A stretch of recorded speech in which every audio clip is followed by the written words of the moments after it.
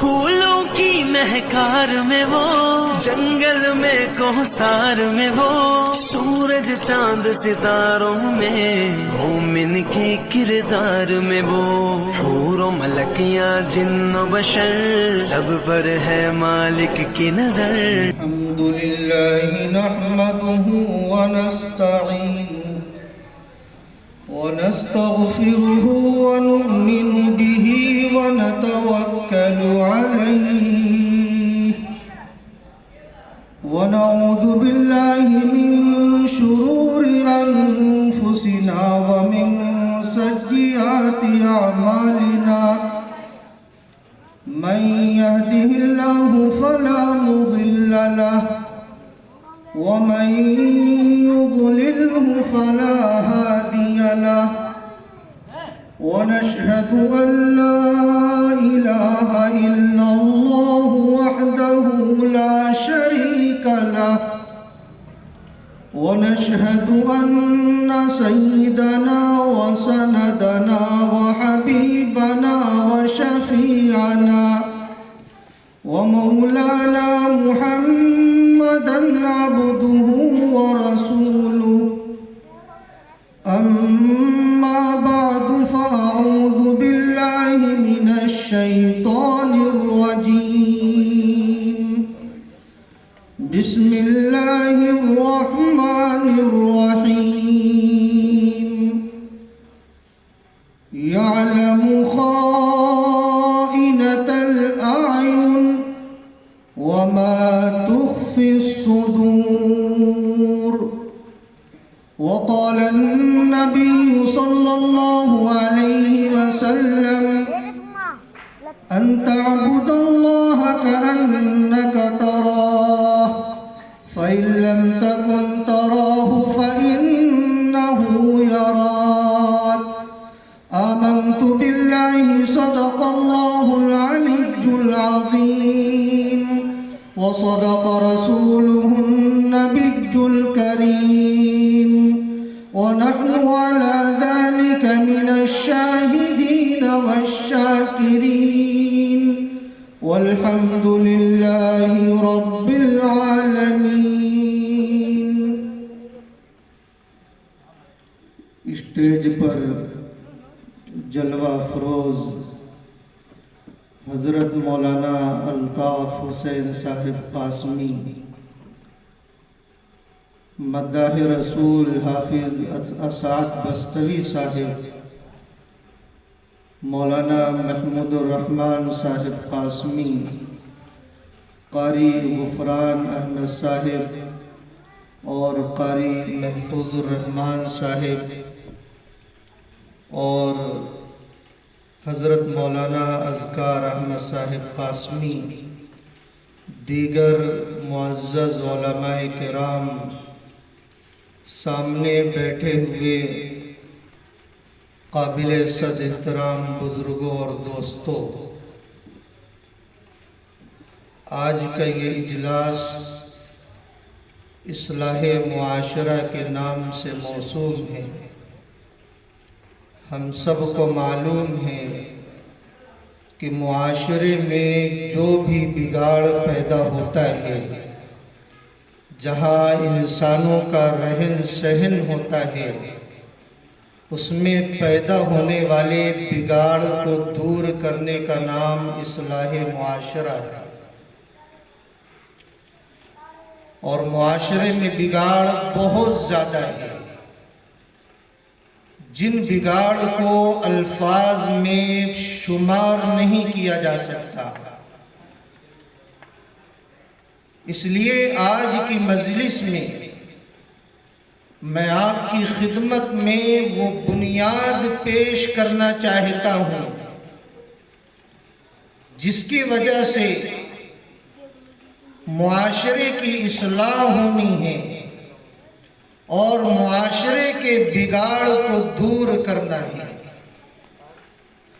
ہم اور آپ غور کریں تو ہمیں معلوم ہوگا، بلکہ اس دور میں سائنسی ترقی یافتہ دور میں لوگوں کا یہ مزاج پرکھا گیا ہے کہ انسانوں کا یہ مزاج ہے کہ یہ انسان اپنی خوبیوں کو ظاہر کرنا چاہتا ہے تاکہ اسے تعریف ملے، اور یہ انسان اپنے عیبوں کو چھپاتا ہے تاکہ ذلت و رسوائی کا سامنا نہ کرنا پڑے۔ یہی تو وجہ ہے جب اس انسان کو گناہ کرنا ہوتا ہے تو یہ کوشش کرتا ہے کہ چپکے سے وہ گناہ کے کام کو انجام دے کہ کسی کی نگاہ اسے دیکھنے والی نہ ہو، تاکہ وہ ذلت و خواری سے بچ جائے۔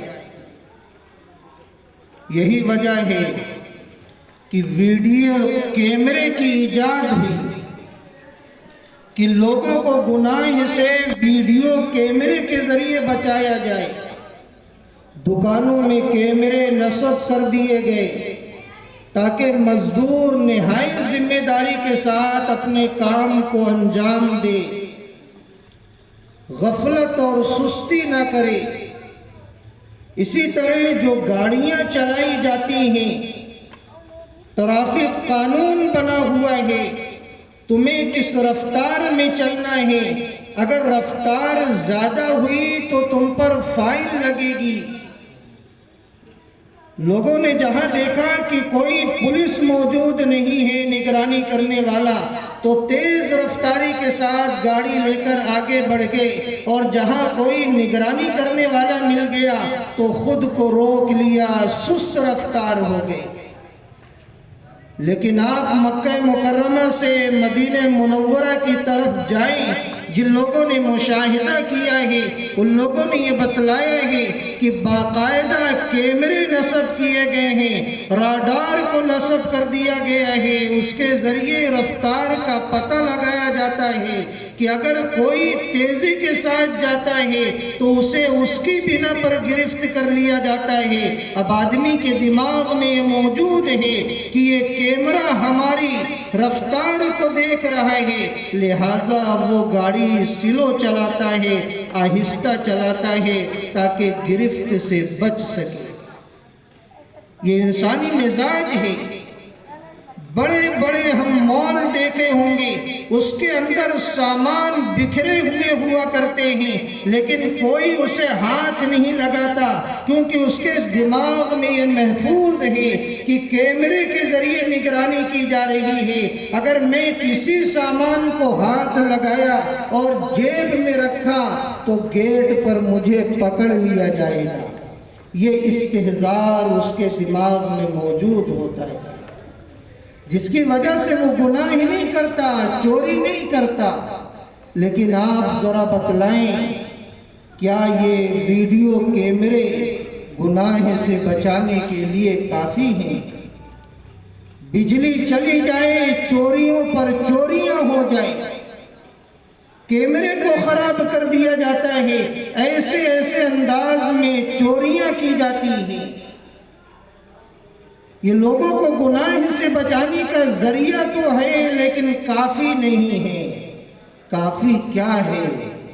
آج سے 1400 سال پہلے فخر رسول، محسن انسانیت، تاجدار مدینہ حضرت محمد الرسول اللہ صلی اللہ علیہ وسلم نے ہمیں یہ پیغام دیا تھا کہ اللہ ایک ہے، اللہ زندہ ہے، وہ اللہ ہمیں ہر جگہ دیکھ رہا ہے، ہماری نقل و حرکت کو دیکھ رہا ہے۔ اس اللہ پر نیند نہیں طاری ہوتی ہے، اس اللہ کو اونگ نہیں آیا کرتی ہے، کسی بجلی کے چلے جانے سے اس اللہ کی بینائی کمزور نہیں پڑا کرتی ہے۔ وہ اللہ تمہیں ہر جگہ دیکھ رہا ہے۔ یہ استحضار پیدا کرنے کے لیے اللہ کے نبی علیہ السلام نے ہمیں یہ پیغام دیا تھا۔ جن لوگوں نے اپنے دلوں میں اس استحضار کو پیدا کیا ہے، انہوں نے تنہائی میں بھی خود کو گناہ سے بچایا ہے اور مجمع عام میں بھی گناہ سے بچایا ہے۔ یہی وہ استحضار ہے، اگر ہمارے دلوں میں پیدا ہو گیا تو یقین جانیے ہمارے معاشرے کا بگاڑ دور ہو جائے اور ساری برائیاں کافور ہو جائیں۔ حضرت لقمان علیہ السلام نے اپنے بیٹے کو یہی تو نصیحت کی تھی، یا بنی انہا ان تک مثقال حبۃ من خردل فتکن فی صخرۃ او فی السماوات او فی الارض یأت بها اللہ۔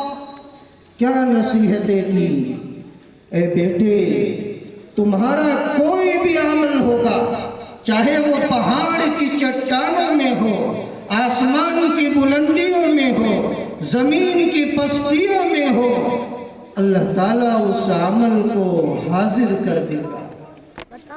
اس لیے ہمیں ہمیشہ یہ استحضار رکھنا ہے کہ اللہ تعالیٰ ہمارے ہر عمل کو دیکھ رہا ہے، چاہے آپ کوئی عمل زمین کے سرنگوں میں کیجئے، پہاڑ کی کوکھ میں کیجئے، فضاؤں میں کیجئے، رات کی تاریکیوں میں کیجئے، آپ کہیں بھی کوئی عمل کیجئے، اللہ تعالیٰ آپ کو دیکھ رہا ہے۔ یہ استحضار ہمارے دلوں میں پیدا ہونا ہے، اور یہی وہ استحضار ہے جو ہمیں مکمل طور پر گناہوں سے بچا سکتا ہے۔ اس کے علاوہ مسئلے کا حل کوئی نہیں۔ ایک صحابی رسول ہیں حضرت حارث رضی اللہ عنہ، اللہ کے رسول صلی اللہ علیہ وسلم نے ارشاد فرمایا، کیف اصبحت یا حارث، اے حارث تم نے صبح کیسے کی؟ انہوں نے عرض کیا، اے اللہ کے رسول صلی اللہ علیہ وسلم، اصبحت مؤمنا حقا، میں نے پکا ایمان والا ہونے کی حالت میں صبح کی ہے۔ اللہ کے رسول صلی اللہ علیہ وسلم نے ارشاد فرمایا، حارث اگر تم نے پکا ایمان والا ہونے کی حالت میں صبح کی ہے تو اس کی علامت کیا ہے، پہچان کیا ہے؟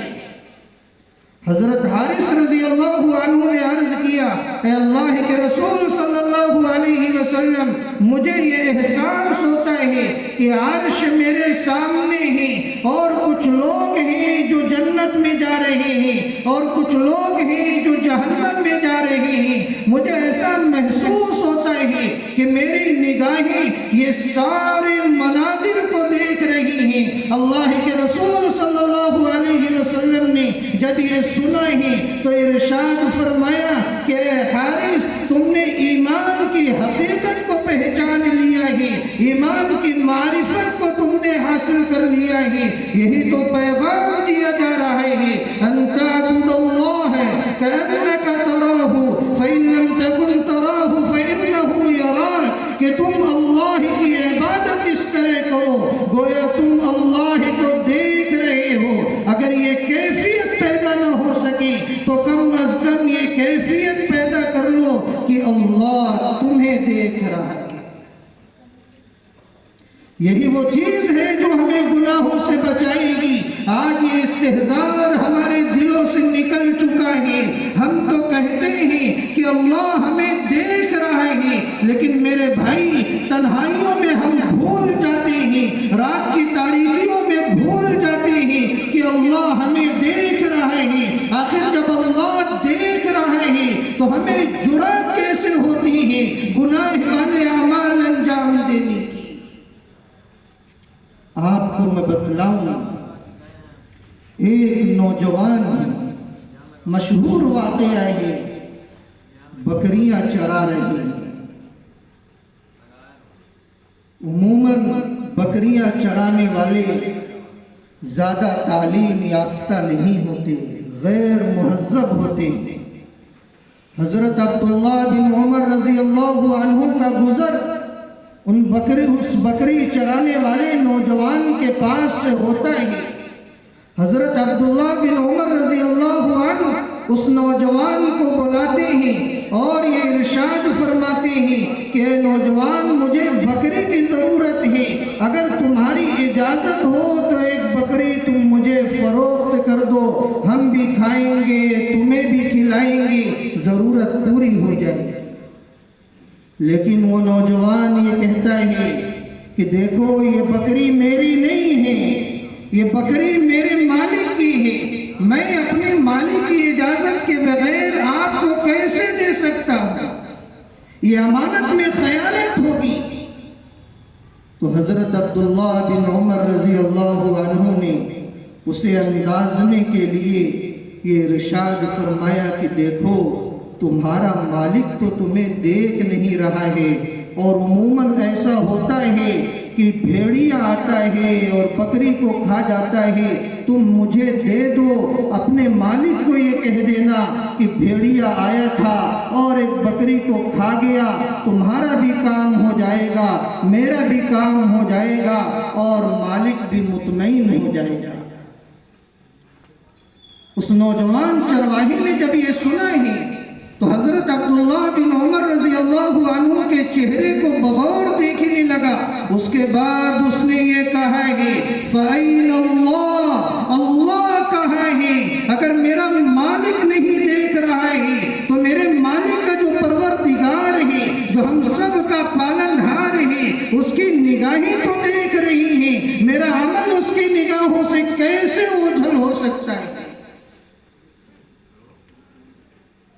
हज़रत अब्दुल्ला बिन उमर रज़ी अल्लाहु अन्हु ये वाक़या बड़ी दिलचस्पी से बार बार सुनाया करते थे और ये कहा करते थे, देखो ईमान ने दिलों की कैफियत को किस तरह बदल दिया है।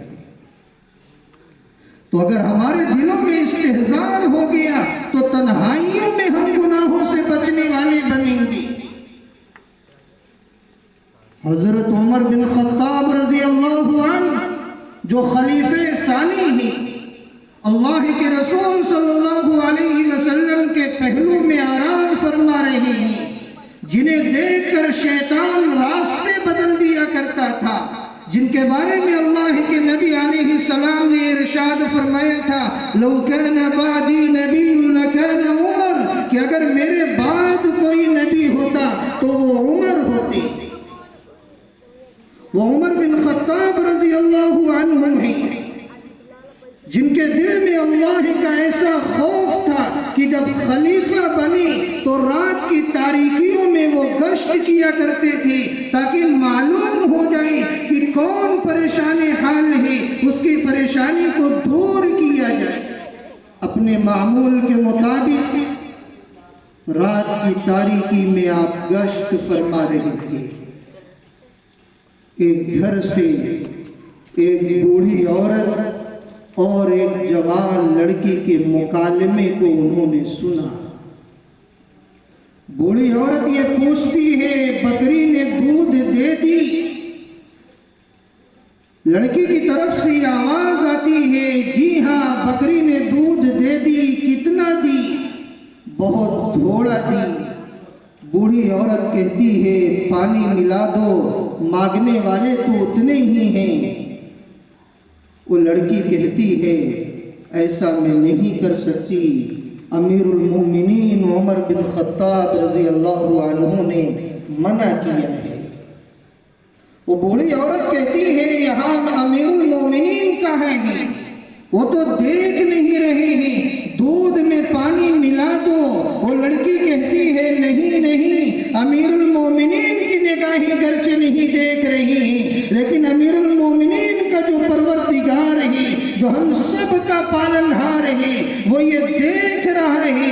अगर मैं दूध में पानी मिलाऊंगी वो देखेगा, मुझे उसका हिसाब देना पड़ेगा। हजरत उमर बिन खत्ताब रजी अल्लाहु अन्हु ने उस लड़की के जवाब को सुना है। उन्हें ये बात इतनी पसंद आती है, वो वहां से रवाना होते हैं, दूसरे दिन पता लगवाते हैं, जरा पता लगाओ ये घर किसका है, इसके घर में कौन कौन लोग हैं और वो लड़की कौन है, पता लगाओ शादीशुदा है या शादीशुदा नहीं है। पता लगाया जाता है, मालूम होता है कि वो लड़की गैर शादीशुदा है। आप जरा गौर से सुने, हजरत उमर बिन खत्ताब रजी अल्लाहु अन्हु ने उस लड़की की लिल्लाहियत को देखा है, उस लड़की के दिलों में इस्तिहज़ार खुदाबंदी को देखा है, अल्लाह की मारिफत को देखा है। उमर बिन खत्ताब रजी अल्लाहु अन्हु ने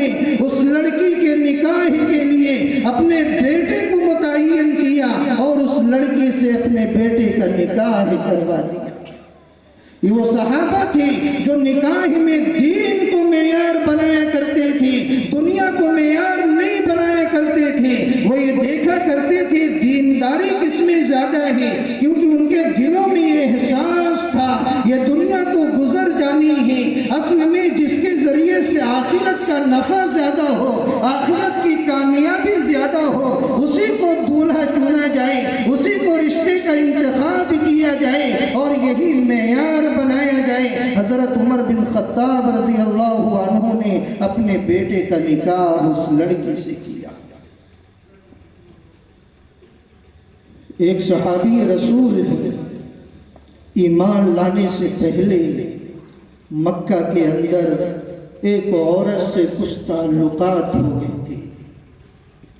ایمان لانے کے بعد مکہ تشریف لائے، عشاء کا وقت ہے، اس عورت نے دیکھا تو پہچان لی۔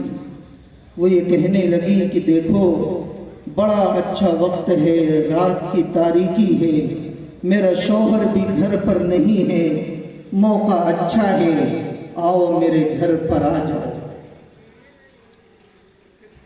اس صحابی نے انکار کر دیا۔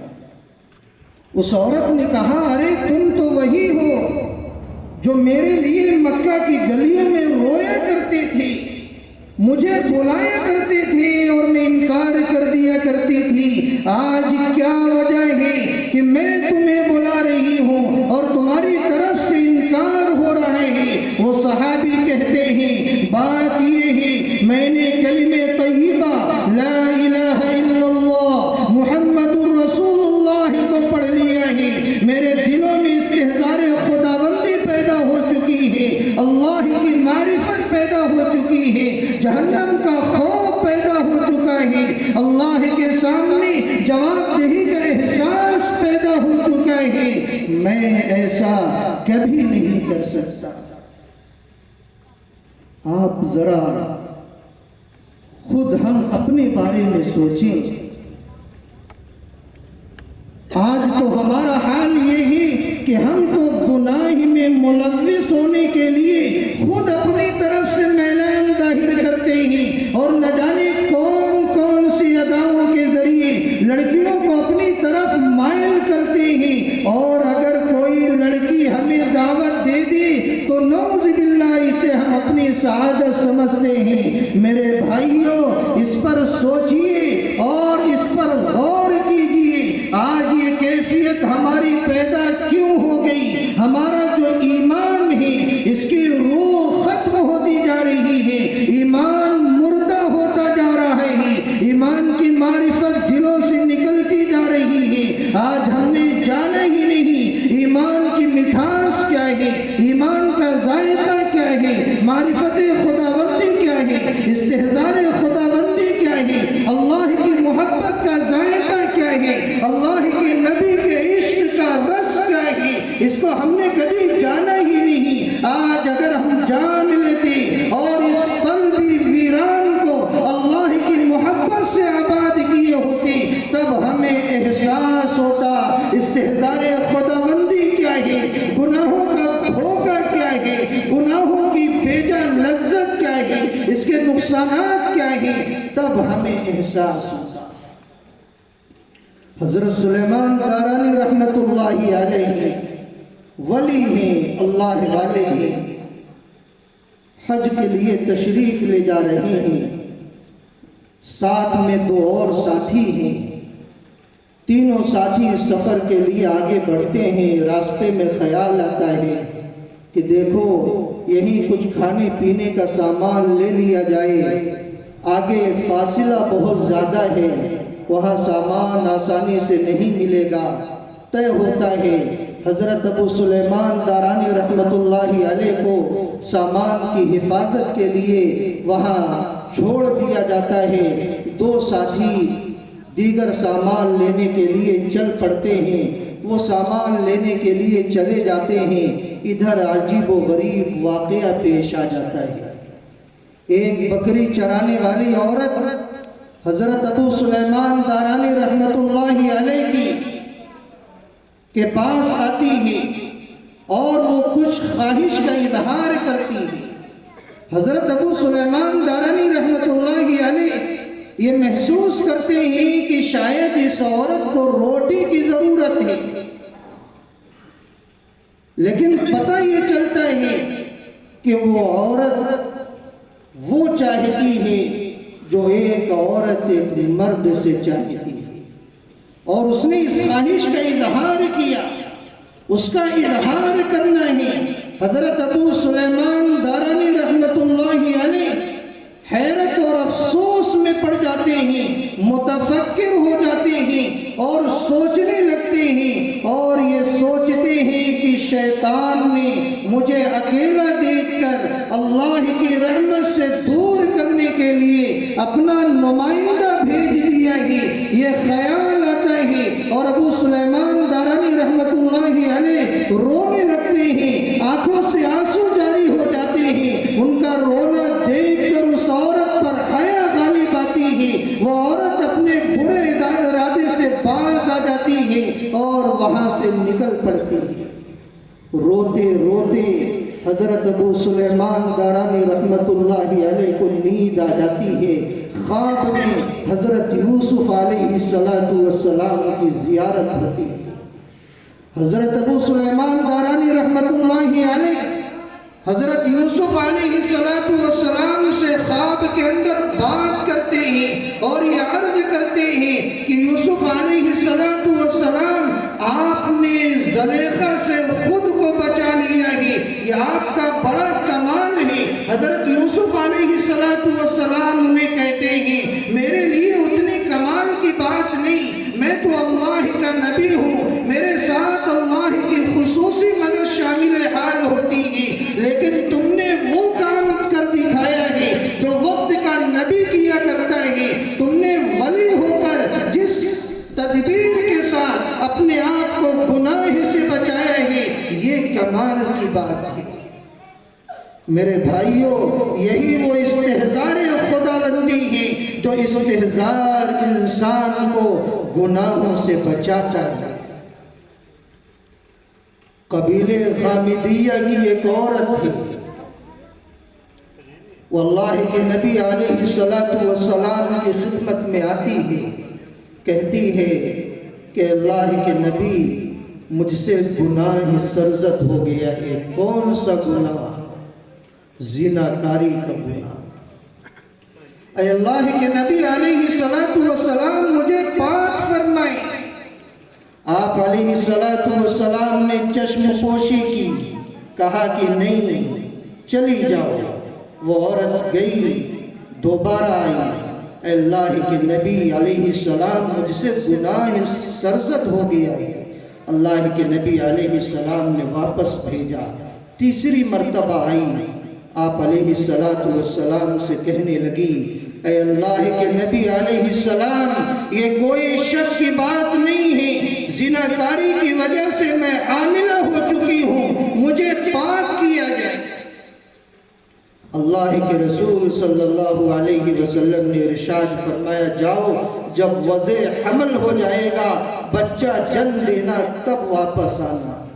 وضع حمل کی مدت 9 مہینے ہے۔ آپ اندازہ لگائیں اس عورت کے دل میں کیسی بے قراری پیدا ہو گئی، اللہ کا خوف کیسا پیدا ہو گیا، آخرت کا ڈر کیسا پیدا ہو گیا۔ 9 مہینے اس عورت کو مہلت ملتی ہے، لیکن شیطان بہکانے میں کامیاب نہیں ہوتا ہے۔ وہ عورت بچہ جنتی ہے، بچہ کپڑے میں لپیٹے اللہ کے نبی علیہ السلام کی خدمت میں آتی ہے، اے اللہ کے نبی بچہ پیدا ہو گیا ہے، اب مجھے پاک کیا جائے۔ اللہ کے رسول صلی اللہ علیہ وسلم نے ارشاد فرمایا کہ جاؤ اس بچے کو دودھ پلاؤ۔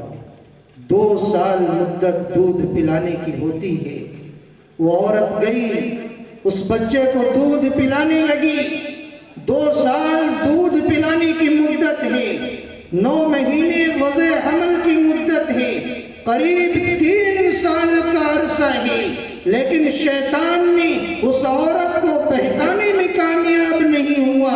افسوس تو ایک وقت ہوتا ہے، لیکن قدم ڈگمگا جایا کرتا ہے، لیکن اس عورت کا احساس ندامت دیکھیے، اس عورت کے دلوں کے اندر استحضار خداوندی دیکھیے، اس عورت کے دل میں پیدا ہونے والا جہنم کا خوف دیکھیے، اس عورت کے دل میں پیدا ہونے والی اللہ کی ناراضگی کو دیکھیے۔ وہ عورت پھر بھی بے قرار ہے، بے چین ہے، تڑپ رہی ہے، اس کے دلوں میں کڑن ہے، اس کے دل میں فکر ہے، اس کے دل میں احساس ہے، میں اس ناپاکی کے ساتھ اللہ کے دربار میں نہیں جا سکتی۔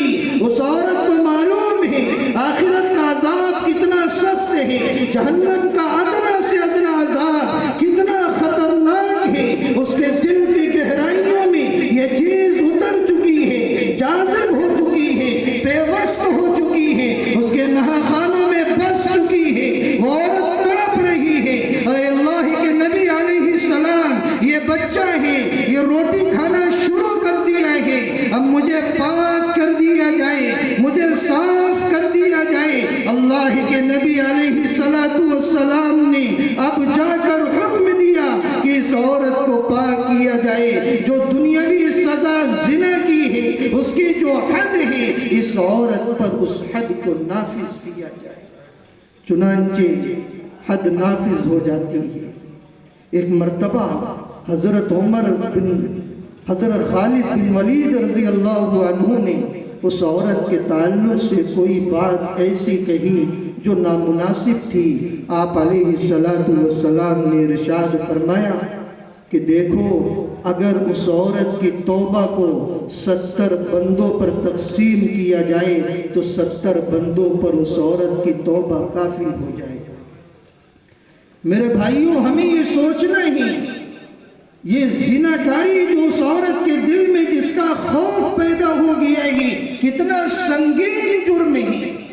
آپ قرآنی آیات کو پڑھیں، اس کے حدود کو پڑھیں کہ جو زانی اور زانیہ ہیں، اگر غیر شادی شدہ ہیں تو اس کے اوپر 100 کوڑے لگائے جائیں۔ الزانیۃ والزانی فاجلدوا كل واحد منهما 100 جلدة ولا تأخذكم بهما رأفة في دين الله إن كنتم تؤمنون بالله واليوم الآخر۔ قرآن کریم کا انداز دیکھیے، اللہ کی ناراضگی کا پتہ لگائیے، ان کو کوڑے مارے جائیں اور کوڑے مارنے میں ذرہ برابر ترس نہ کھایا جائے، خوب تیز تیز کوڑے لگائے جائیں۔ اگر تمہیں اللہ پر ایمان ہے، اللہ کے رسول پر ایمان ہے، آخرت کے دن پر ایمان ہے، تو ترس نہیں کھانا۔ اللہ تعالیٰ کتنے غفار ہیں، کتنے رحمان ہیں، کتنے رحیم ہیں، لیکن اس کے باوجود زناکاری کی جو حدود ہیں وہ کتنے سخت ہیں۔ آپ اندازہ لگائیں کہ اللہ تعالیٰ کس قدر اس عمل کی وجہ سے ناراض ہوتے ہیں۔ اور اگر شادی شدہ کوئی زناکاری میں مبتلا ہوتا ہے تو اس کے لیے یہ حکم دیا گیا ہے، پتھر مار مار کر اسے ہلاک کر دیا جائے۔ آج جس کے دل میں اس کی سنگینی پیدا ہو جائے، آپ اندازہ لگا سکتے ہیں کبھی وہ زناکاری کے قریب جائے گا۔ جب دنیاوی یہ سزا ہے تو آخرت کی کیا سزا ہوگی؟ اللہ کے رسول صلی اللہ علیہ وسلم نے ارشاد فرمایا، لا یزنی الزانی حین یزنی وہو مومن۔ حضرات محدثین نے اس کی وضاحت پیش کی ہے کہ جب زنا کرنے والا زنا کرتا ہے تو اس کے دل کے اندر جو ایمان ہے وہ نکل کر اوپر معلق ہو جاتا ہے، لٹک جایا کرتا ہے۔ یہ زنا اور یہ ایمان ایک جگہ جمع نہیں ہو سکتے ہیں۔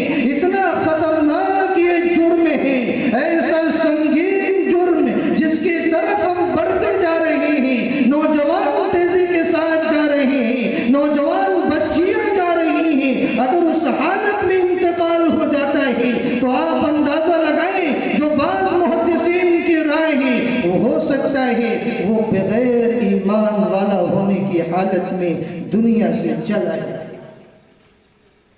میرے بھائی، اگر ہمیں زناکاری سے بچنا ہے تو اپنے دل میں استحضار پیدا کریں۔ بغیر استحضار خداوندی کے گناہوں سے خود کو بچانا یہ بڑا مشکل کام ہے۔ آپ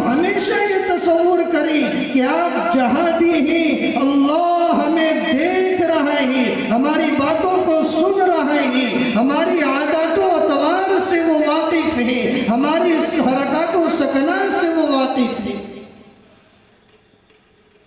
ایک حاکم وقت ہے، ایک آدمی جسے گناہ پر قدرت ہے، قدرت کے باوجود وہ گناہ سے بچ جائے، اللہ کو یہ ادا بہت پسند آتی ہے۔ اگر کوئی نابینا یہ کہے کہ اللہ کا شکر ہے کہ میں کسی لڑکی پر غلط نگاہ نہیں ڈالتا، تو یہ کمال کی بات نہیں ہے۔ اللہ تعالیٰ نے جن کی آنکھوں میں بصارت دی ہے، بصارت کے باوجود اگر وہ اپنی نگاہ کی حفاظت کرتا ہے، یہ کمال کی بات ہے۔ نوجوانوں کی جو جوانی ابھر رہی ہے، اس عالم میں اگر انہوں نے اپنی جوانی کی حفاظت کی ہے، یہ کمال کی بات ہے۔ اللہ تعالیٰ کو ایسے بندے بہت زیادہ پسند آتے ہیں جو قدرت کے باوجود بھی گناہ سے خود کو بچا لیتا ہے۔ حاکم وقت ہے۔ ایک مرتبہ وہ بڑے اچھے موڈ میں تھا، مزاج میں تھا، لیکن بیوی اس کی اتنی ہی زیادہ خفت آیا، اپنی بیوی سے ہنسی مذاق کرنا شروع کر دیا۔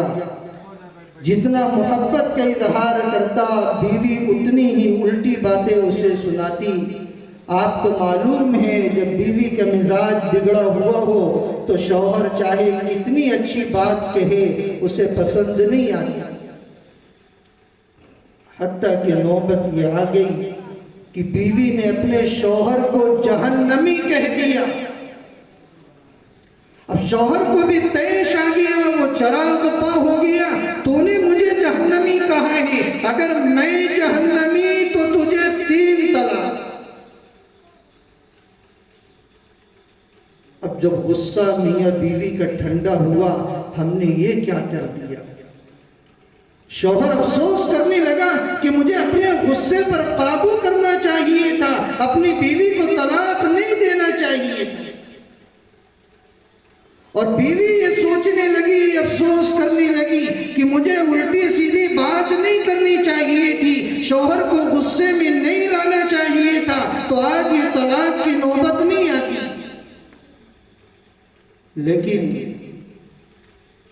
حضرات مفتیان اور علماء کرام کی طرف رجوع کیا گیا کہ دیکھو ایسا ایسا مسئلہ ہے، بیوی نے شوہر کو جہنمی کہا اور شوہر نے یہ کہا کہ اگر میں جہنمی تو تجھے 3 طلاق ہے، بتائیے طلاق پڑی کہ نہیں پڑی؟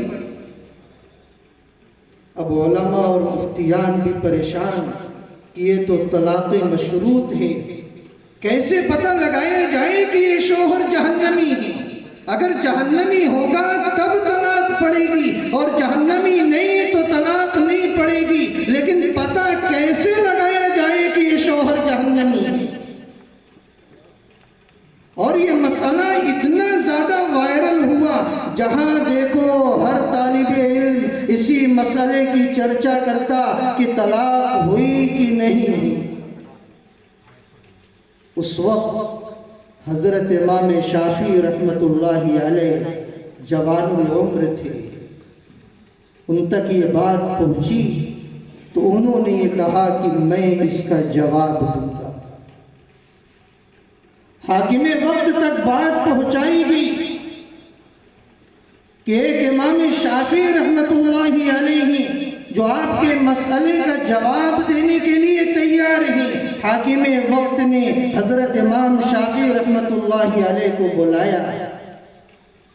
حضرت امام شافعی رحمت اللہ علیہ نے حاکم وقت کو ایک کنارے لیا اور یہ کہا کہ میں تم سے کچھ باتیں پوچھنا چاہتا ہوں، صحیح صحیح جواب دینا۔ حاکم وقت سے بات چیت ہوئی، بات چیت کے بعد حضرت امام شافعی رحمت اللہ علیہ نے لوگوں کے درمیان اس مسئلے کا جواب دیا اور یہ کہا کہ اس صورت میں طلاق واقع نہیں ہوئی۔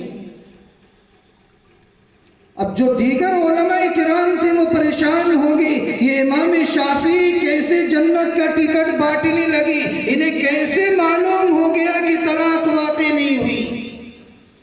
ہمیں دلیل چاہیے، آپ نے کیسے اس مسئلے کا جواب دیا ہے؟ حضرت امام شافعی رحمۃ اللہ علیہ نے علماء کو مطمئن کرنے کے لیے اس کا پورا جواب دیا اور یہ فرمایا کہ دیکھو، میں نے اس حاکم وقت سے ایک بات پوچھی اور میں نے یہ کہا کہ اگر تمہاری زندگی میں سے کوئی ایک واقعہ بھی ایسا ہو جو تم نے محض اللہ کے ڈر سے قدرت کے باوجود بھی گناہ کو چھوڑ دیا، حاکم وقت غور کرنے لگا اور غور کرنے کے بعد اس نے بتلایا کہ ہاں، میری زندگی میں ایک وقت ایسا آیا ہے کہ میں نے گناہ پر پوری قدرت کے باوجود بھی محض اللہ کے خوف سے گناہ کو چھوڑ دیا ہے۔ ایک مرتبہ میں دفتر سے اپنے کاموں کو سمیٹ کر جلدی اپنے بیڈ روم میں آ گیا۔ نوکرانی کام کر رہی تھی، میرے بیڈ روم کی صفائی کر رہی تھی، بڑی حسین و جمیل تھی، میرا دل اس کی طرف مائل ہو گیا۔ میں نے دروازے کو بند کیا اور یہ چاہا کہ اس لڑکی سے میں اپنی پیاس کو بجھاؤں۔ لڑکی نے فوراً میرا مزاج بھاپ لیا کہ بادشاہ کی نیت بری ہے۔ اس لڑکی نے یہ کہا، یا ملک اتق اللہ، اے بادشاہ اللہ سے ڈر، اللہ کا خوف اپنے دل میں پیدا کر۔ وہ بادشاہ ہی کہتا ہے، اس کی زبان سے نکلنے والا یہ الفاظ میرے دل کی گہرائیوں میں اترتا ہے اور میرے اوپر ایسا اثر ہوتا ہے، میں فوراً کنڈی کھول دیتا ہوں اور اس نوکرانی کو کہتا ہوں، تو اپنے راستے پر چلی جا۔ محض اللہ کے خوف سے میں نے یہ کام کیا ہے۔ حضرت امام شافعی رحمۃ اللہ علیہ نے فرمایا، اسی بنیاد پر میں نے یہ فتویٰ دیا ہے کہ وہ آدمی جہنمی نہیں ہے، لہذا اس کی بیوی کو 3 طلاق واقع نہیں ہو سکتی ہے، اور یہ میرا فیصلہ نہیں، یہ اللہ کا فیصلہ ہے۔ اللہ تعالیٰ شانہ نے ارشاد فرمایا ہے، وَأَمَّا مَنْ خَافَ مَقَامَ رَبِّهِ وَنَهَى النَّفْسَ عَنِ الْهَوَىٰ فَإِنَّ الْجَنَّةَ هِيَ الْمَأْوَىٰ، کہ جو شخص اپنے رب کے سامنے کھڑے ہونے سے خوف کھاتا ہے اور اپنے آپ کو گناہ سے، اپنی خواہشات کو غلط کاری سے روکتا ہے، اپنے نفس کو باز رکھتا ہے، تو اس کا ٹھکانہ جنت ہے، لہذا اس کی بیوی پر طلاق واقع نہیں ہے۔ میرے بھائیوں، خصوصاً نوجوان جو آج میری نظروں کے سامنے ہیں، یہ جلسہ کامیاب ہو گیا کیونکہ نوجوان میرے سامنے ہیں۔ اگر یہ نوجوان صحیح راستے پر آگے، ہمارا معاشرہ صحیح ہو سکتا ہے، اور جب نوجوان میں بگاڑ پیدا ہوتا ہے، پورا کا پورا گاؤں غلط راستے پر چل پڑتا ہے۔ یہ نوجوان انمول تحفہ ہے، یہ گاؤں کی روح ہے۔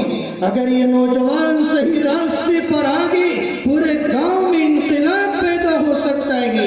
اس لیے میری نگاہیں، میری امیدیں آپ کی طرف ہیں، اور یہ بات یاد رکھیں، نوجوانی کی عبادت اللہ کو بہت زیادہ پسند ہے۔ آج شیطان نے ہمیں دھوکے میں ڈالا ہے، ہم یہ سوچتے ہیں آج جوانی ہے، جب 40 سال کے ہو جائیں گے تب اللہ کے فرما بردار بن جائیں گے۔ نوجوانوں، اسی دھوکے نے نہ جانے کتنے نوجوانوں کی قبروں کو آباد کیا ہے، قبرستان آباد ہے۔ کتنے نوجوان یہی سوچا کرتے تھے کہ آگے چل کر ہم اللہ والے بنیں گے، لیکن نوجوانی نے وفا نہیں کی، ان کی عمر عزیز کا پورا وقت آ گیا اور وہ دنیا سے چل بسے۔ یاد رکھیں، یہ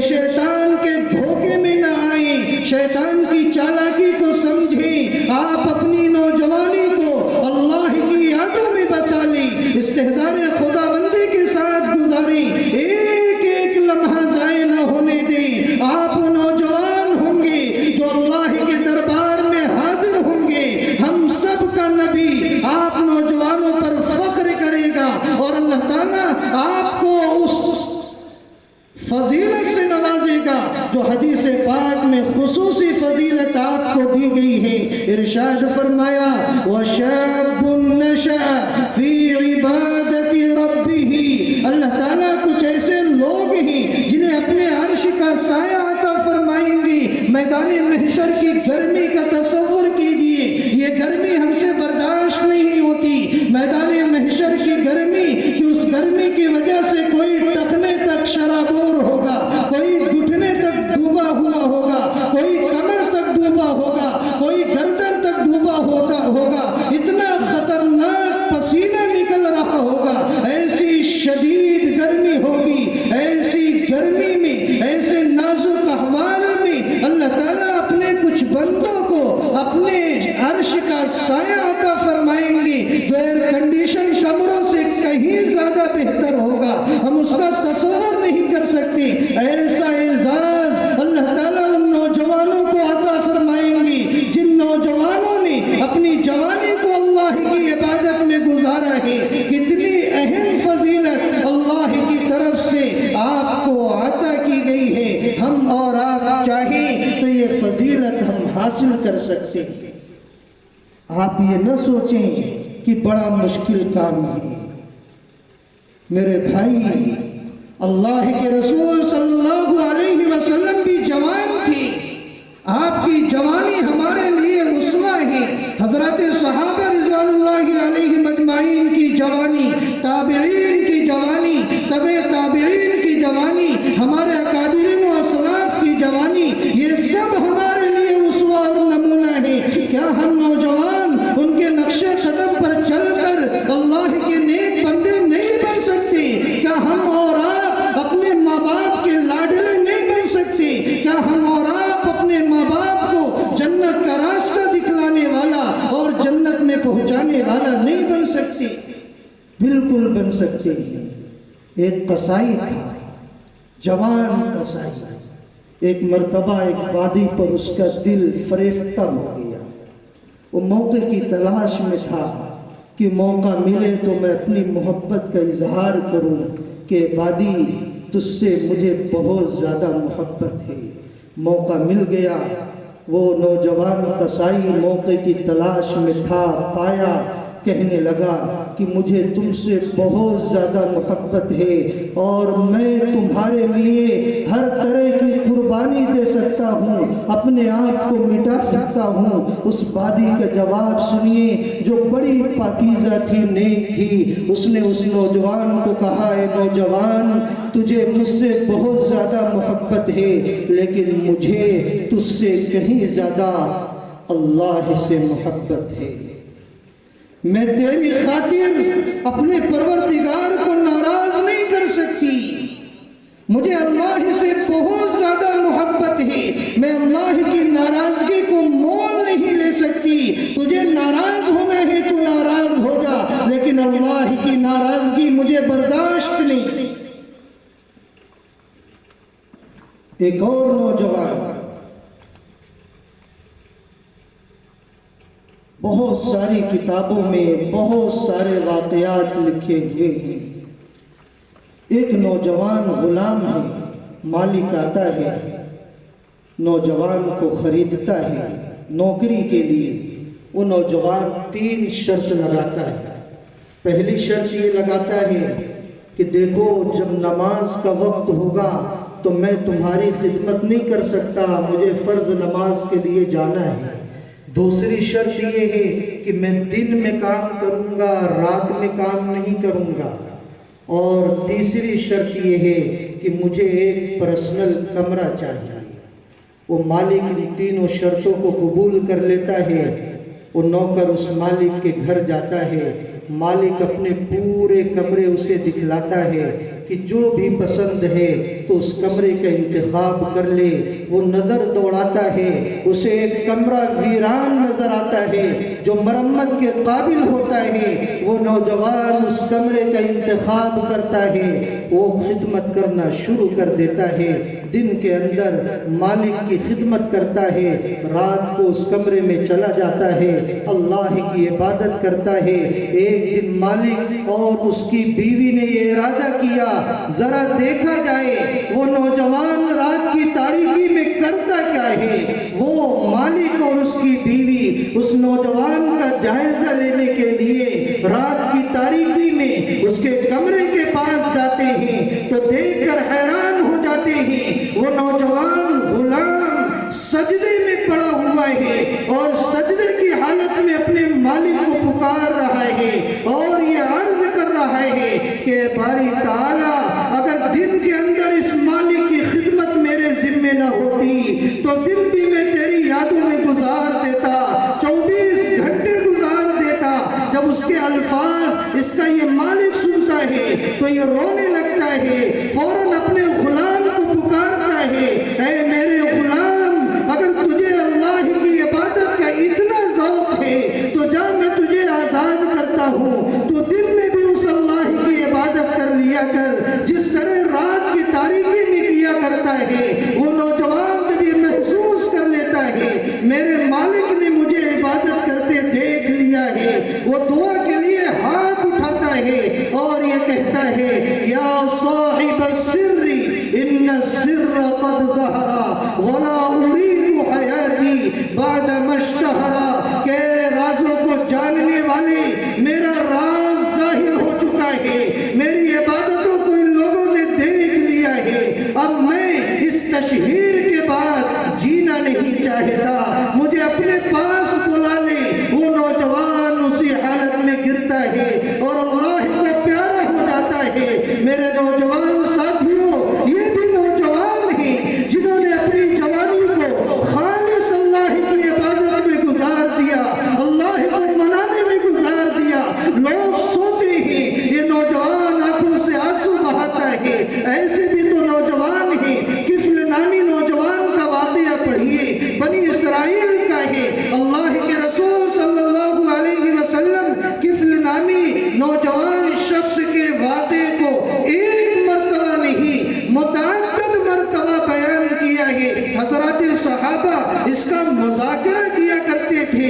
اتنا اہم واقعہ، اتنا نصیحت آمیز واقعہ کفل نامی شخص کا ہے۔ اس شخص کو، نوجوان کو اللہ نے بہت زیادہ مال و دولت سے نوازا تھا۔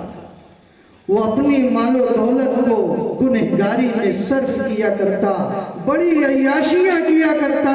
جس بھی لڑکی کی طرف طبیعت مائل ہوتی اسے پیسے دے کر اس سے خواہش بجھا لیا کرتا، بہت زیادہ عیاش تھا۔ دنیاوی زیب و زینت کی طرف وہ اپنے قدم کو ہمیشہ بڑھایا کرتا تھا۔ لیکن ایک مرتبہ ایک واقعہ پیش آتا ہے، ایک مجبور غریب عورت اس کے پاس آتی ہے، قرض مانگتی ہے، اے کفل مجھے 60 دینار کی ضرورت ہے، مجھے قرض دے دے۔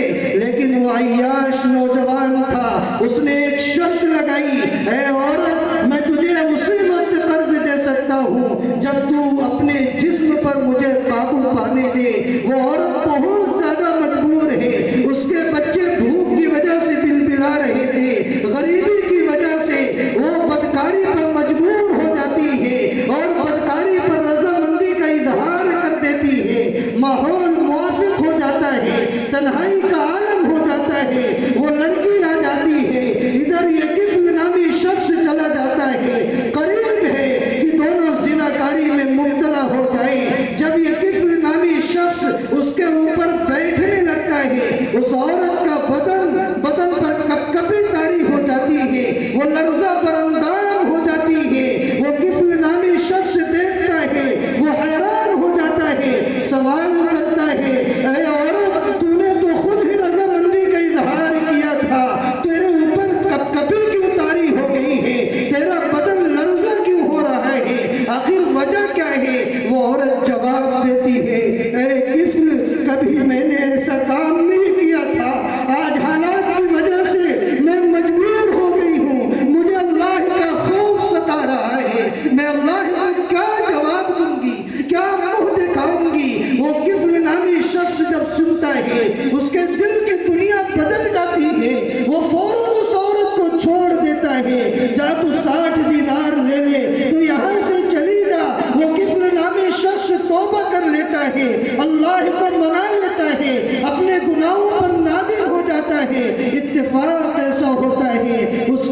नामी शख्स की उसी रात मौत हो जाती है।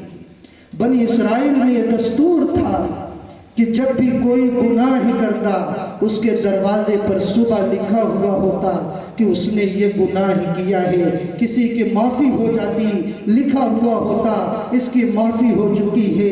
लोगों ने सुबह देखा तो किफल नामी शख्स के दरवाजे पर लिखा हुआ पाया कि किफल नामी शख्स को अल्लाह ने माफ़ कर दिया है। लोग हैरान हो गए, इतना बड़ा अय्याश नौजवान, ये अल्लाह ने इसे माफ़ कर दिया है।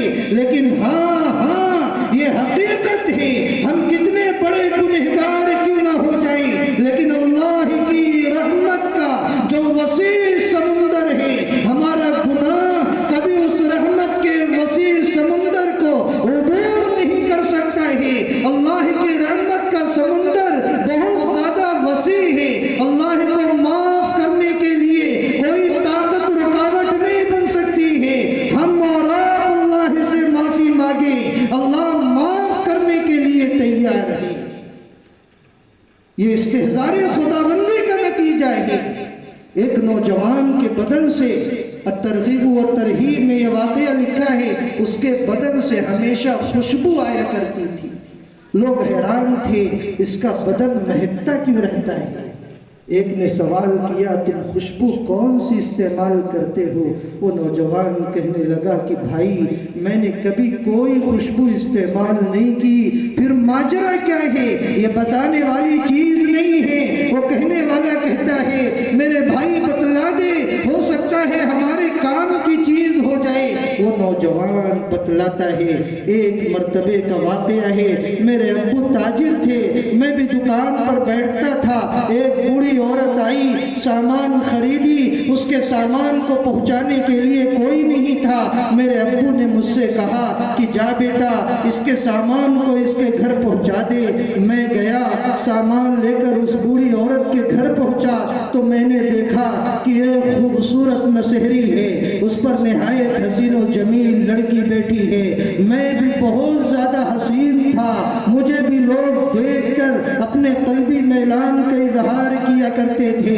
उस खूबसूरत औरत ने जब मुझे देखा है तो उसने मुझे बुलाई, बुलाने के फौरन बाद दरवाजे की कुंडी को लगा लिया। मैं हैरान और परेशान हो गया। वो औरत मेरी तरफ पढ़ने लगी और ये कहने लगी, ये नौजवान मेरी ख्वाहिश को पूरी कर। मैं हैरान और परेशान हो गया, मैं अपने आप को गुनाह से कैसे बचाऊं। ये अजीब मोड़ आ गया है। वो नौजवान परेशान है। अचानक उसके दिल में ख्याल आता है कि इस गुनाह से बचने का बस एक ही रास्ता है। वो उस औरत को कहता है, देखो मुझे हाजत की ज़रूरत है, क़ज़ाए हाजत के लिए मुझे जाना है। वो औरत फौरन अपनी बादियों को बुलाती है, खुद्दाम को बुलाती है, जल्दी बैतुल खला को साफ कर दिया जाए, इस नौजवान को जाने दिया जाए। सफाई हो जाती है, वो नौजवान अंदर जाता है और खुद ही क़ज़ाए हाजत करके नजासत को अपने जिस्म पर मल लेता है और उस गलाज़त के साथ वो बैतुल खला से बाहर निकलता है। अब वो हसीन व जमील लड़की जब उस नौजवान को देखती है तो फौरन उसके ख्यालात बदल जाते हैं। वो कहने लगती है, ये मजनू है, ये दीवाना पागल है, इसे दूर कर दिया जाए। फौरन उस नौजवान को दूर कर दिया जाता है। वो नौजवान इस तदबीर से खुद को गुनाह से बचाता है, बाहर जाता है, एक दिरहम के जरिए साबुन खरीदता है और नहर के अंदर गुस्ल करता है, अपने कपड़े को धोता है, घर पर आता है और सो जाता है। रात में फरिश्ते ख्वाब के अंदर आते हैं, जन्नत की बशारत सुनाते हैं और बशारत सुनाने के बाद ये कहते हैं, ये खुशबू तुम्हारे लिए लाई गई है। और उस नौजवान के बदन पर उस खुशबू को मल दिया जाता है और उसके बाद वही वाक़या वो सुनाता है, उस वक्त से लेकर आज तक मेरे बदन से खुशबू आ रही है। मेरे भाई, इस्तिहज़ारे खुदाबंदी अगर हमारे दिलों में पैदा हो जाए, बस अब मैं बात को मुकम्मल करूं तो गुनाहों से बचना आसान हो जाए। आज इस्तिहज़ारे खुदाबंदी हमारे दिलों में नहीं, हमारी आंखें काबू में नहीं, हमारे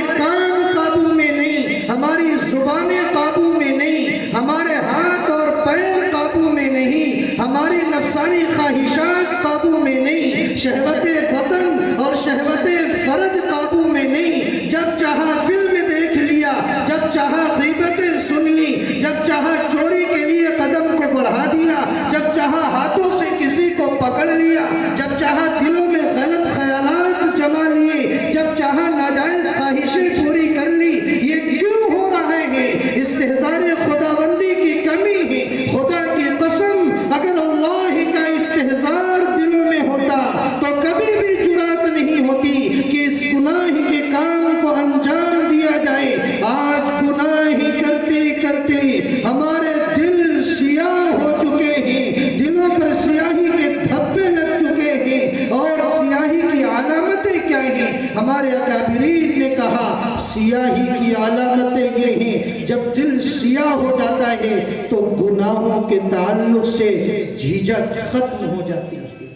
آج ہمارا حال ایسا نہیں، آج ہم گناہ نہایت بے باکی سے کرتے ہیں۔ بیٹا باپ کے سامنے فلمیں دیکھ رہا ہوتا ہے، گناہوں کی جھجک ختم ہو جاتی ہے۔ نہایت بے باکی سے انسان گناہ کرتا ہے، گناہوں کی جھجک کا ختم ہو جانا یہ اس بات کی علامت ہے کہ ہمارے دل سیاہ ہو چکے ہیں، اور دوسرے نیکیوں کا بوجھ محسوس ہونا۔ آج نیکیاں ہمیں بوجھ محسوس ہوتی ہیں، نماز کے لیے اٹھنا بوجھ محسوس ہوتا ہے، نیکی والے اعمال انجام دینا یہ بوجھ محسوس ہوتا ہے۔ یہ اس بات کی علامت ہے کہ ہمارے قلوب پر گناہوں کی سیاہی بڑھتی جا رہی ہے، بڑھتی جا رہی ہے، اور وہ اپنی جگہ بنا چکی ہے۔ اور تیسری علامت نصیحت کا بری لگنا۔ کوئی آدمی جب سمجھائے کہ بھائی نماز پڑھا کرو، گناہ نہ کرو، تو یہ نصیحت بری لگتی ہے۔ یہ اس بات کی علامت ہے کہ ہمارے دل سیاہ ہو چکے ہیں۔ میرے بھائیوں، اس کا واحد علاج یہ ہے کہ ہم گناہ کو چھوڑ دیں۔ میں یہ بات کہا کرتا ہوں، یہ گناہ کینسر کے مانند ہے۔ اگر کینسر کے زخم کا علاج فوراً نہ کیا گیا، اسے چھوڑ دیا گیا، وہ زخم بڑھتے بڑھتے آپ کو موت کی منہ تک لے کر جائے گا۔ اگر ہم نے گناہ کو ابتدا میں نہ چھوڑا، یہ گناہ بڑھتے بڑھتے ہمیں جہنم کے منہ تک لے کر جائے گا۔ ابتدا میں گناہ کو چھوڑنا آسان ہوا کرتا ہے، آج ہمیں گناہوں میں ذائقہ ملتا ہے، گناہوں میں ٹیسٹ ملتا ہے۔ میں بتاؤں اس کا ذائقہ کیسا ذائقہ ہے۔ ایک شاعر کہتا ہے، نہ پیڑے میں مزہ ہے، نہ برفی میں مزہ ہے، نہ اور کسی شیرینی میں مزہ ہے، جیسا کہ کھجلی کے کھجلانے میں مزہ ہے۔ آج ہم اور آپ کھجلی کو کھجلائیں، بڑا مزہ آتا ہے، لیکن کوئی ڈاکٹر کہے گا کہ بھائی مزہ آ رہا ہے تو کھجلاتے رہو؟ نہیں، وہ ایسا مزہ ہے جو تمہارے جسم کو برباد کر دے گا۔ اسی طرح گناہوں کا جو مزہ ہے وہ ایسا مزہ ہے جو ہمارے ایمان کو کھوکھلا کر دے گا، ہمارے ایمان کو کمزور کر دے گا، ہمیں ایمان سے محروم کر دے گا۔ ایسے بے لذت مزے کی طرف کیوں جاتے ہیں؟ میرے بھائی، آپ ذرا غور کریں، یہ دنیا گنہگاروں سے بھرتی جا رہی ہے۔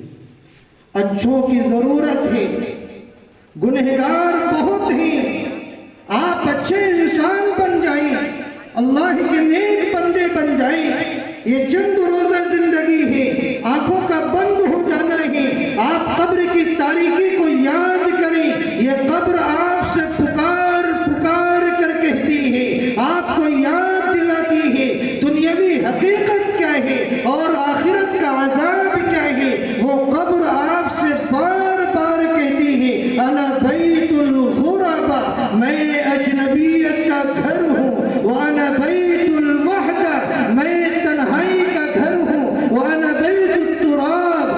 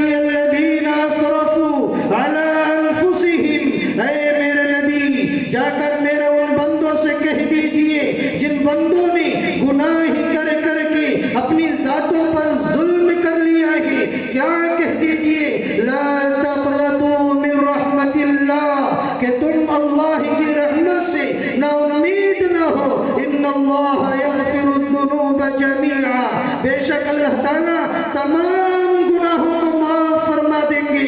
انہو هو الغفور الرحیم، بے شک وہ اللہ نہایت مغفرت کرنے والے، رحم کرنے والے ہیں۔ آج اللہ ہمیں پکار کر کہہ رہا ہے اور اللہ کا نبی ہمیں یہ بشارت سنا رہا ہے کہ اگر تم نے توبہ کر لی، التائب من الذنب کمن لا ذنب له، تو اللہ تعالیٰ تمہیں ایسا بنا دیں گے گویا تم نے کبھی گناہ ہی کیا ہی نہیں۔ آؤ اس رب کی طرف جو رب اپنے حبیب کی زبانی ہم تک یہ پیغام پہنچا رہا ہے، کل ابن آدم خطاء وخیر الخطائین التوابون، کہ ہر بنی آدم خطا کار ہے۔ آج اسٹیج سے بولنے والا یہ مقرر بھی خطا کار ہے، مداح رسول بھی خطا کار ہے، اسٹیج پر بیٹھنے والا ہر شخص خطا کار ہے، آپ بھی خطا کار ہیں، کوئی گناہ سے پاک نہیں ہے، بس فرق اتنا ہے کوئی کم ہے کوئی زیادہ ہے، لیکن سنیے اللہ کے نزدیک کون سب سے زیادہ پسندیدہ خطا کار ہے؟ ارشاد فرمایا وَخَيْرُ الْخَطَّائِينَ التَّوَّابُونَ، بہترین خطا کرنے والا اللہ کی نگاہ میں وہی ہے جو توبہ کرنے والا ہے، جب خطا کرتا ہے فوراً نادم ہو جاتا ہے، اس کا دل مچل جاتا ہے، وہ بے قرار ہو جاتا ہے، وہ بے چین ہو جاتا ہے، اس کا دل کڑنے لگتا ہے، مچلنے لگتا ہے، وہ اللہ کی ناراضگی کے ساتھ اپنے چہرے کو اللہ کو دکھانا نہیں چاہتا، وہ قبر کے عذاب سے ڈر جاتا ہے، جہنم کے عذاب سے ڈر جاتا ہے، آنسو بہاتا ہے، اللہ سے معافی مانگتا ہے اور یہ کہتا ہے باری تعالیٰ مجھ سے بہت زیادہ بھول ہو گئی، شیطان نے بہکا دیا، اے اللہ مجھے معاف فرما دے، بقیہ جو زندگی ہے میں آپ کی اطاعت والی زندگی گزاروں گا۔ یہ عزم خیر لے کر جو خطا کاری کے بعد ہاتھ اٹھاتا ہے، اللہ کے نزدیک وہی بندہ سب سے زیادہ پسندیدہ ہوتا ہے۔ آج ہم یہ عزم کریں کہ انشاءاللہ ہم آج سے جھوٹ نہیں بولیں گے، انشاءاللہ تو بولیے، آج سے ہم جھوٹ نہیں بولیں گے، وعدہ خلافی نہیں کریں گے، امانت میں خیانت نہیں کریں گے، بد نظری نہیں کریں گے، بے حیائی نہیں کریں گے، فلم بینی نہیں کریں گے، جوا نہیں کھیلیں گے، نشہ آور ادویہ کا استعمال نہیں کریں گے، زناکاری کے قریب نہیں جائیں گے، ناجائز زمینوں پر قبضہ نہیں کریں گے، یہ ساری چیزوں کا آپ ارادہ کیجئے، انشاءاللہ اللہ کی مدد شامل حال ہے۔ اللہ تعالیٰ ہم سب کو اس کی توفیق عطا فرمائے۔ اخیر میں ایک بات عرض کرتا ہوں، دیکھو میرے بھائی، یہ جو ہمارا جسم ہے یہ اللہ کی امانت ہے، ہمیں اختیار نہیں ہے ہم جیسا چاہے صرف کریں۔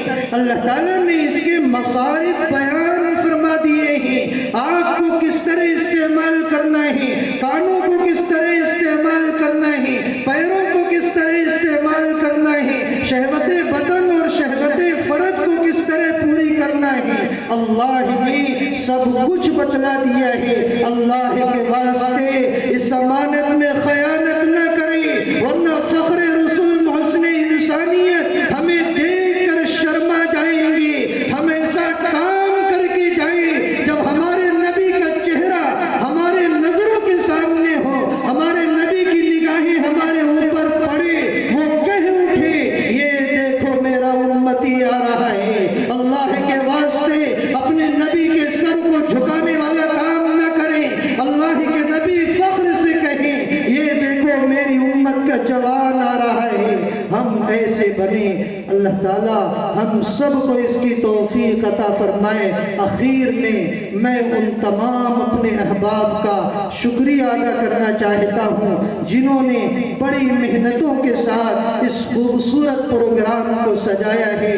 اللہ تعالیٰ ان کی محنتوں کو قبول فرمائے، ان کی صلاحیتوں میں اور جلا پیدا فرمائے۔ اللہ تعالیٰ ان کے عزم خیر کو پورا فرمائے، قدم قدم پر اللہ تعالیٰ ان کی مدد فرمائے، ان کے علم میں، عمل میں، صحت میں، وقت میں، رزق میں، سب میں برکت عطا فرمائے۔ اور میں آپ کو یہ بتلاتا چلوں، آپ کو معلوم ہے یہ پروگرام کس جگہ منعقد ہو رہا ہے، یہ ایک اسکول ہے، اسکول کے اندر دینی پروگرام کا منعقد ہونا یہ اس بات کی علامت ہے کہ یہاں تعلیم کے ساتھ ساتھ تربیت پر پوری توجہ ہے۔ اور آپ نگاہیں دوڑائیں، جس بھی کلاس میں آپ دیکھیں آپ کو کوئی نہ کوئی دینی نصیحتیں آپ کو مل جائیں گی۔ معلوم یہ ہوتا ہے کہ تعلیم کے ساتھ ساتھ یہاں تربیتی نظام بھی موجود ہے، اور تعلیم کے ساتھ اگر تربیت نہیں ہوگی آپ کا بیٹا ڈاکٹر تو بنے گا